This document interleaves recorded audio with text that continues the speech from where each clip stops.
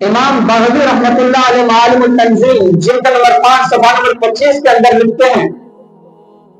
کہ زمانہ جاہلیت میں عربوں کے یہاں یہ رواج عام تھا کہ جب کسی کے یہاں کوئی بیٹی پیدا ہوتی تھی اور وہ لوگ اس بیٹی کو زندہ باقی رکھنا چاہتے تو ان کو اونی جبہ پہنا کر بکریوں اور اونٹوں کو چرانے کے لیے دور دراز پہاڑیوں میں جھاڑیوں میں بھیج دیا کرتے تھے کہ جاؤ بیٹی تم ادھر ہی رہنا، ادھر ہی بھیڑ بکریوں اور اونٹوں کو چرانا،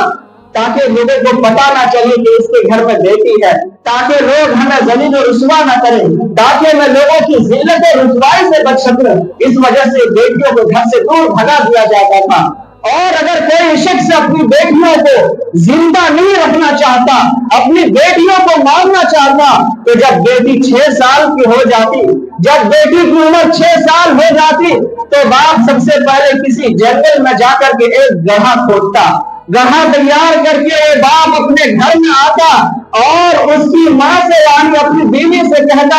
کہ بیٹی کو اچھا سے نہلا دھلا کر کے اچھا لباس پہنا دو، اچھا سے نہلا دھلا کر کے اس کو کپڑا پہنا دو، تاکہ میں اس کے ننیال والوں سے، اس کی نانا نانی سے، اس کے دادا دادی سے ملا کر کے لاؤں گا۔ اس کی بیوی، اس کی ماں یعنی اس بیٹی کی ماں اس کو نہلا دھلا کر کے اچھے طریقے سے اچھا لباس پہنا دیتی تھی۔ پھر وہ آدمی، وہ سخت دل باپ اپنی بیٹی کو لے کر کے اس جنگل کی طرف جاتا، اس گڈھے کی طرف جاتا جہاں پر وہ گڈھے تیار کر کے رکھتے ہوتے۔ وہاں پر جانے کے بعد وہ باپ اس بیٹی کو، اپنی پیاری لاڈلی کو حکم کرتا کہ بیٹی اس گڑھا کے اندر دیکھو، اس گڑھا کے اندر کیا ہے۔ ذرا سوچئے، ایک بچی جو 5 سال کی ہے، صرف 6 سال کی معصوم ہوتی ہے، کیا جانتی ہے؟ وہ بھی پیچھے باپ کھڑا ہے۔ ہر بچے کو اپنے باپ پر پورا بھروسہ ہوتا ہے